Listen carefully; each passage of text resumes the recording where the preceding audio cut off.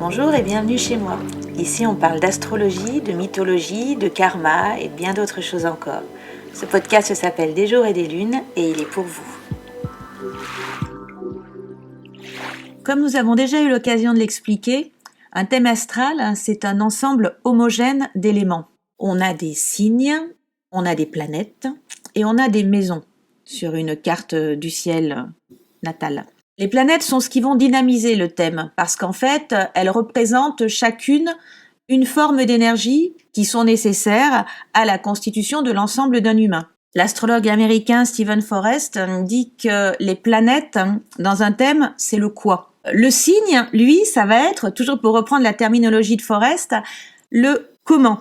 C'est-à-dire qu'une planète dans un signe va réagir d'une manière différente. Déjà parce qu'il y a une question de compatibilité. Une planète peut être plus ou moins à l'aise dans un élément que dans un autre, c'est-à-dire dans des signes d'air ou dans des signes d'eau. Et puis en plus, chaque signe, comme nous le voyons, a une énergie particulière et cette énergie particulière va être appliquée à la planète. Voilà pour comprendre l'intérêt de vous faire une présentation de planètes en signes. J'ai évoqué dans un précédent podcast les caractéristiques générales du signe des Poissons. Dans ce podcast-ci, je vais plutôt m'attacher à la couleur que ce signe peut donner aux planètes qui s'y trouvent. Avoir son soleil dans un signe ne détermine pas l'ensemble d'une personnalité. Je vais donc passer assez rapidement sur les caractéristiques d'un soleil poisson parce que je l'ai plutôt détaillé dans mon podcast sur les poissons. Simplement, rappelons que les poissons sont un signe féminin, un signe d'eau, un signe mutable. Ce qui va marquer le soleil poisson, c'est de la sensibilité, de l'émotivité, de l'intuition, des réactions instinctives, de la réceptivité, des pressentiments très forts, un sens du dévouement, de la modestie, de la timidité, une difficulté à prendre des décisions, un sens de l'adaptation également, le fait d'aimer agir en secret, un petit peu par en dessous, pas de manière fourbe, mais simplement de manière discrète peut-être, un comportement imprévisible, une volonté fluctuante, c'est-à-dire instable, et une tendance également à fuir les difficultés notamment. Ce qui fait que si vous êtes né sous le signe du poisson, on va dire de vous que votre sensibilité, votre réceptivité sont fortes, que vous êtes assez insaisissable pour les autres, que votre volonté peut paraître un peu instable et que la persévérance n'est pas toujours votre fort. Ce qui vous motive, c'est la passion, vous avez besoin de passion pour agir, mais en revanche, vous allez hésiter souvent avant de vous décider, car comme vous êtes assez vulnérable, vous pouvez manquer de confiance en vous. Généralement, on peut dire qu'un soleil poisson aime les changements et les voyages et qu'il est extrêmement sensible à l'ambiance qui règne autour de lui. Le soleil poisson peut être marqué aussi par le sens du dévouement, qui peut être parfois même sans limite, et par le fait d'aimer se rendre utile. Extrêmement intuitif, un soleil poisson perçoit beaucoup de choses que les autres ne comprendront pas. Si vous avez une lune en poisson, disons-le clairement, vous avez une sensibilité à fleur de peau. Vous avez une émotivité et une réceptivité qui vont vous rendre très impressionnable par rapport à certains domaines. Et il est sans doute probable que vous ayez des pressentiments qui se réalisent. Vous aimez rendre service, vous avez tendance à vous sacrifier pour votre entourage, mais vous vivez souvent avec un fond d'inquiétude et d'anxiété, ce qui vous rend un peu inconstant et vous pouvez avoir de la difficulté à prendre des initiatives. En fait, tout va dépendre de l'ambiance pour vous, de l'ambiance dans laquelle vous vous trouvez.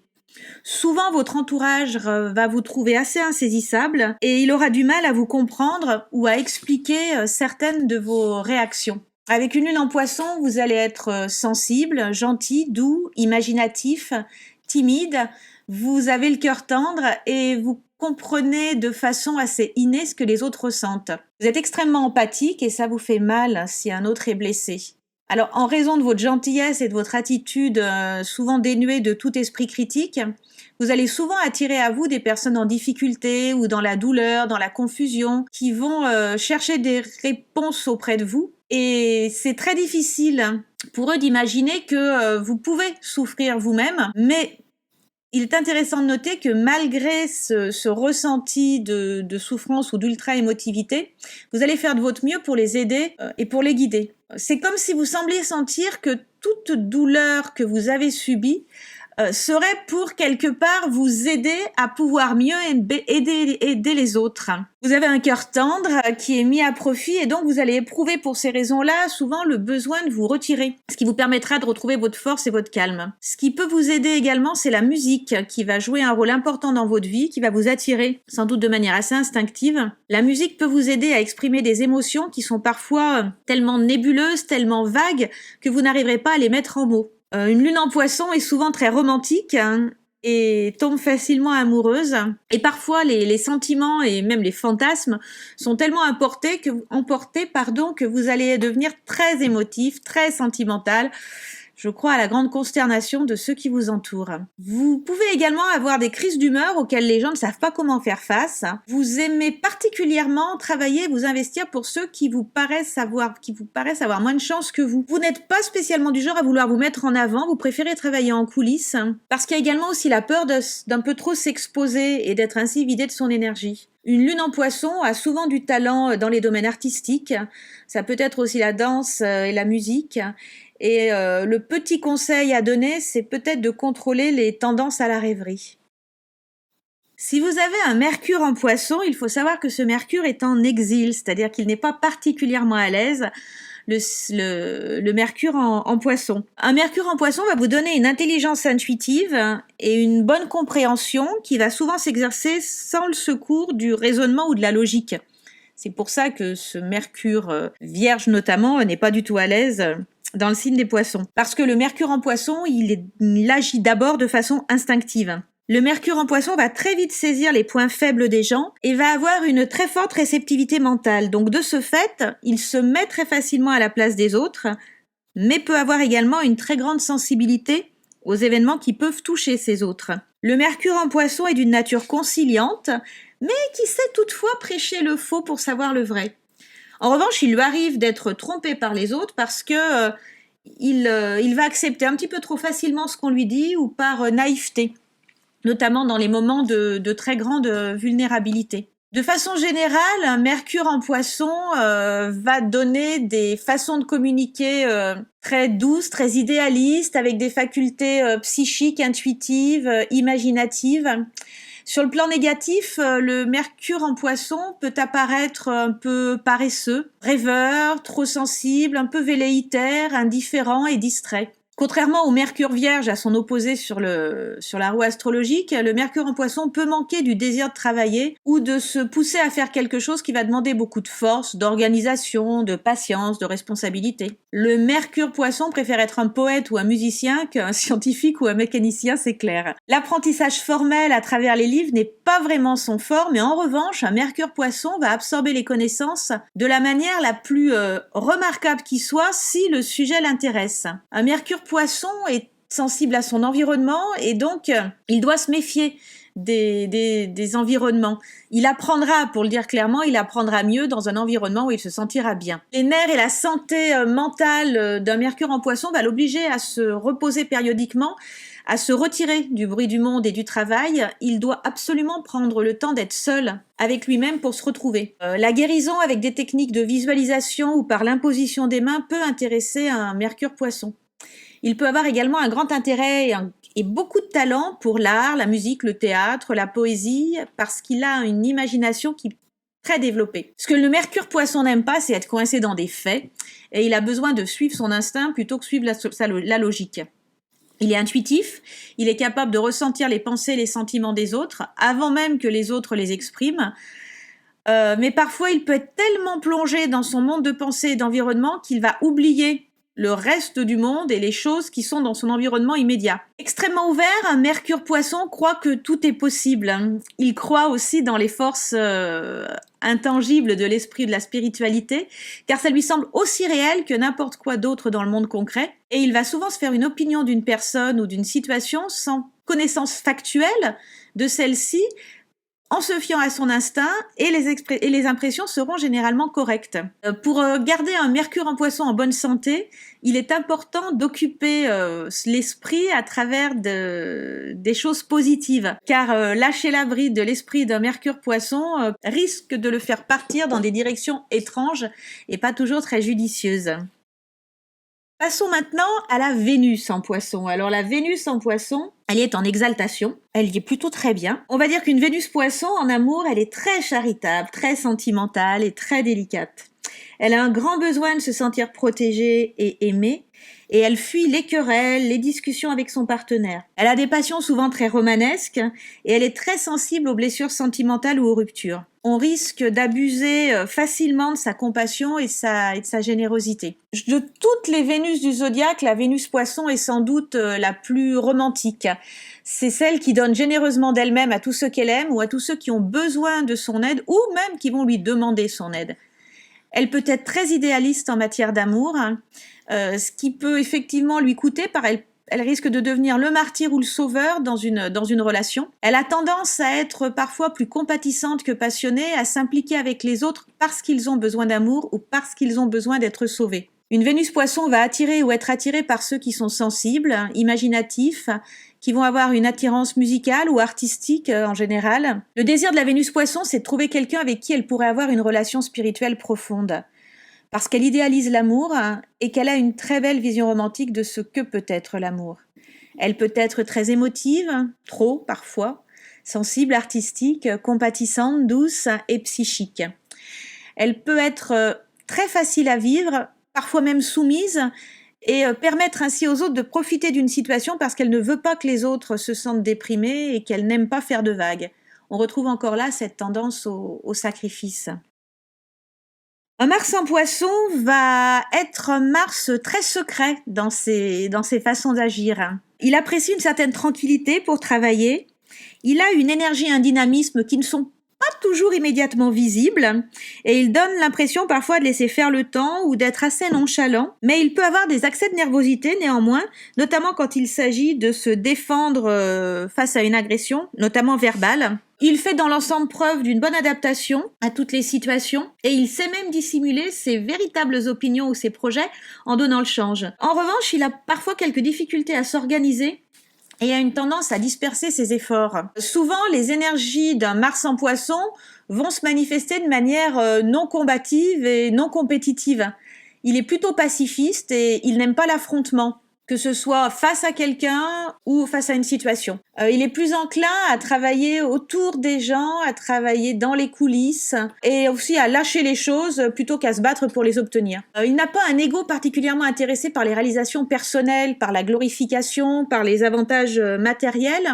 Et donc la victoire aux dépens de quelqu'un d'autre ne l'intéresse pas. Du coup, il peut donner l'impression que sa volonté est faible ou inefficace. Le Mars en Poisson ne voit vraiment pas d'intérêt à être au sommet, à être le meilleur, à être le premier. Donc, il s'accommode très bien des rôles un peu subalternes, des rôles de soutien, le fait de s'oublier pour travailler pour le bien d'autres personnes ou pour une cause dans laquelle il croit. Planifier des objectifs clairs et précis, c'est très compliqué pour un Mars en Poisson.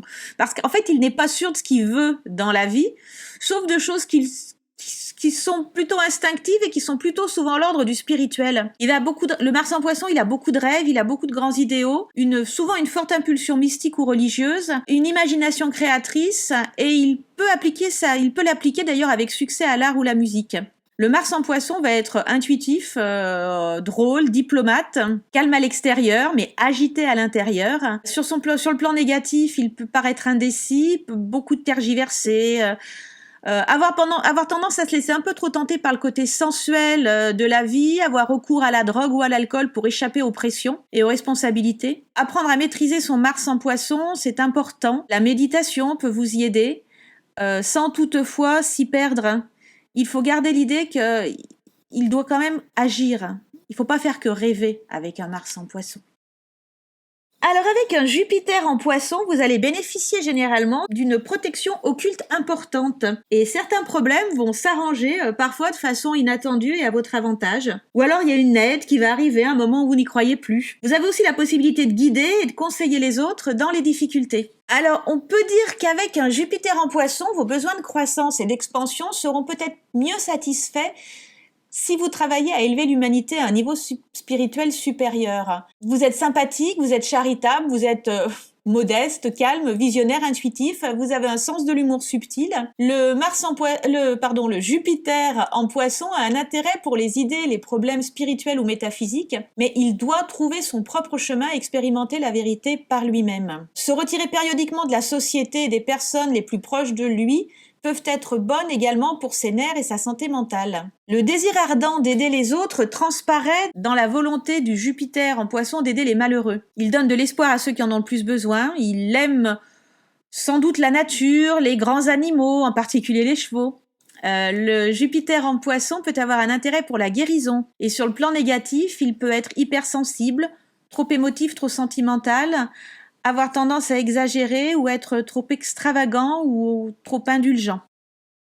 Le Saturne en Poisson doit faire un effort pour mieux maîtriser sa sensibilité et ses impressions et mieux utiliser son inspiration. Il ne doit pas se méfier de tout le monde toujours car il risque de se mettre à l'écart de la société et il doit aussi apprendre à faire face aux difficultés et non pas en rejeter la faute sur les autres en se croyant victime de la fatalité.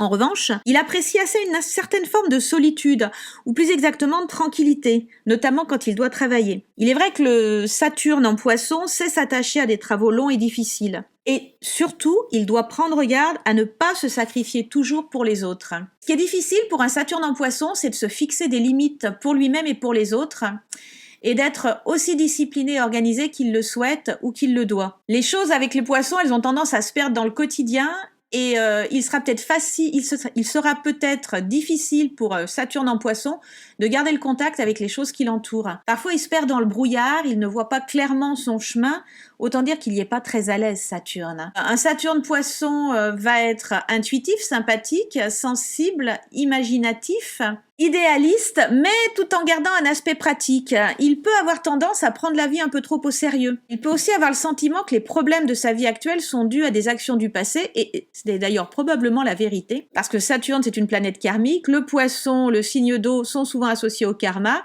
et donc en fait, vous devez souvent récolter ce que vous avez semé dans des vies antérieures, et Saturne n'hésite pas à venir exiger son paiement. Travailler dans les coulisses, loin des regards du public, peut-être faire de la recherche ou travailler dans des institutions, ça peut être bon pour vous. Sur un plan négatif, un Saturne Poisson peut être indécis, souvent de mauvaise humeur, avec une tendance de réagir émotionnellement dès qu'il est dans des conditions négatives ou face à des personnes avec qui il ne se sent pas bien. Un Saturne en Poisson peut être sujet à la dépression, notamment s'il a l'impression que le succès qu'il pense avoir mérité lui échappe ou s'il sent qu'il a été traité injustement. La mission du Saturne Poisson, c'est de développer sa confiance en l'avenir et de savoir abandonner le passé, les os du passé. Il doit apprendre à identifier les problèmes des autres personnes, ce qui lui permettra de les aider dans leur propre chagrin. Et ainsi, il pourra enseigner ce qu'il a appris de ses expériences, ce qui est un excellent chemin pour la croissance de l'âme. Voilà, je vous remercie pour votre écoute et vous dis à très vite pour vous parler du maître des poissons, Neptune.